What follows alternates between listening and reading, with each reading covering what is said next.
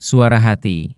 Renungan hari ini, Jumat, 11 Juli 2025. Topik, harus tegas menjauhi dosa. Dan jangan lupa saudaraku, untuk membagikan renungan ini kepada orang lain, agar mereka juga mendapatkan kekuatan rohani di dalam Tuhan. Kiranya saudara diberkati oleh Tuhan kita.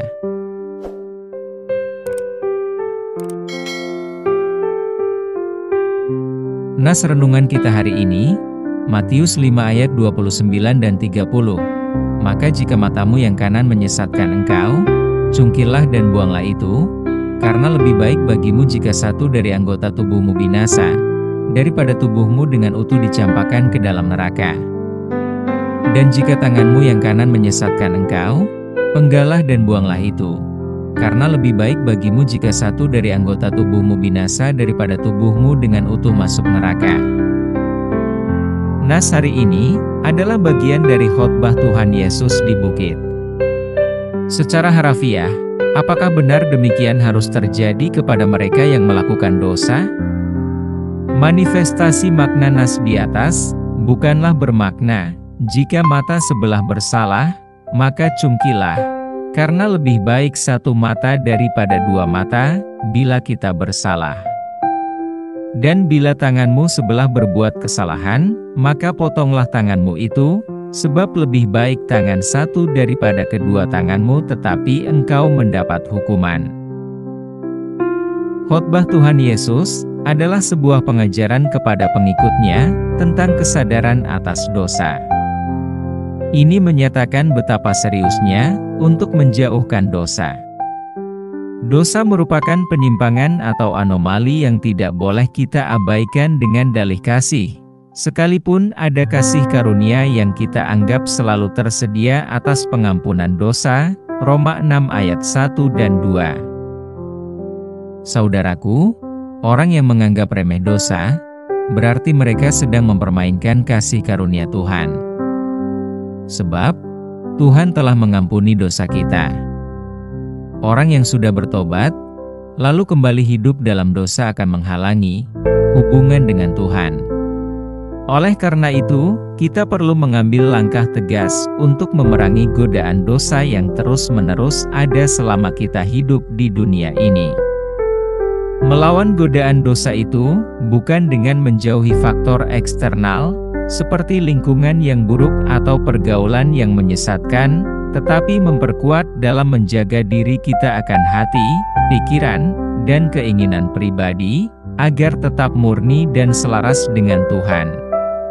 Walaupun dosa itu sering dipengaruhi hal-hal eksternal, sebenarnya akar dari lahirnya dosa itu ada pada kondisi internal kita.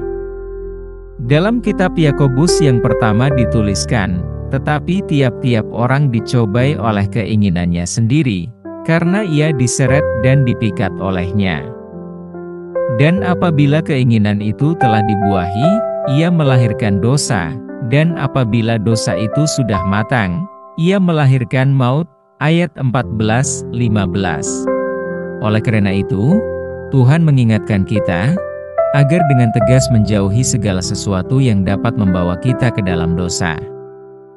Karena begitu kuat dan tegas penekanan arti kata yang diucapkan Tuhan untuk menjauhi dosa, maka diumpamakan mengorbankan bagian terpenting dari tubuh kita, asal kita dapat selamat dan hidup kekal. Adakah yang mau demikian? Saya pikir tidak akan ada yang mau. Marilah saudaraku, memohon Roh Kudus untuk menyelidiki apa yang menjadi akar dosa dalam hidup kita. Adakah keinginan-keinginan yang terlarang dalam diri kita?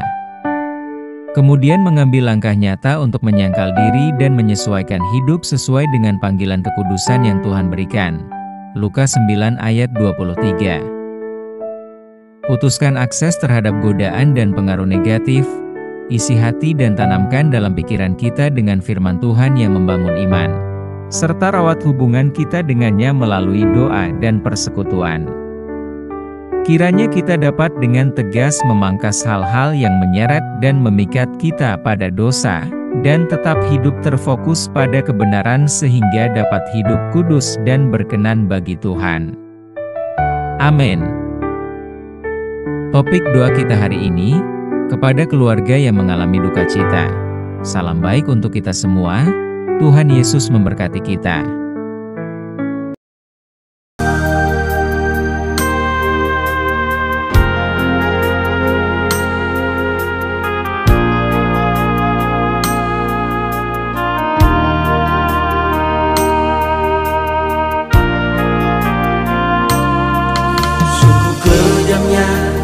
Dunia ini yang kami rasakan,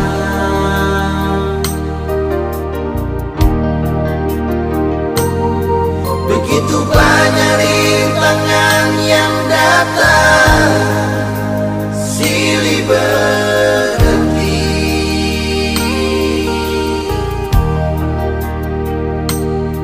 Suka duka yang kami lewati,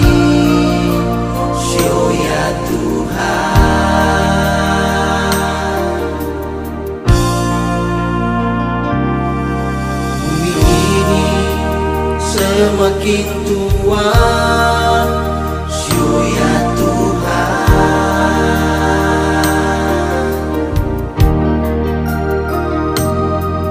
Bencana datang di mana-mana yang kami rasakan.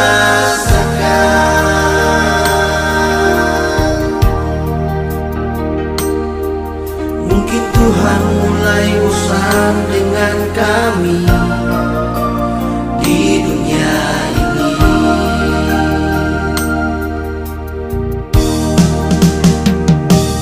Tuhan, ampuni dosa kami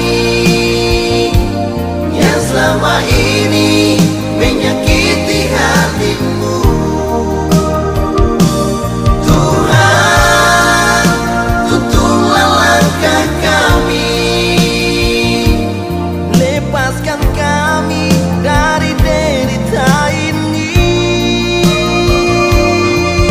Pulihkan hidup kami dan sertai langkah kami di dalam rencana-Mu.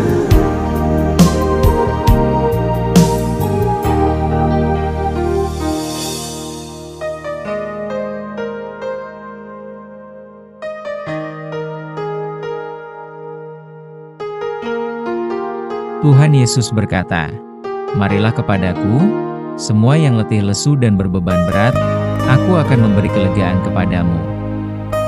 Matius 11 ayat 28.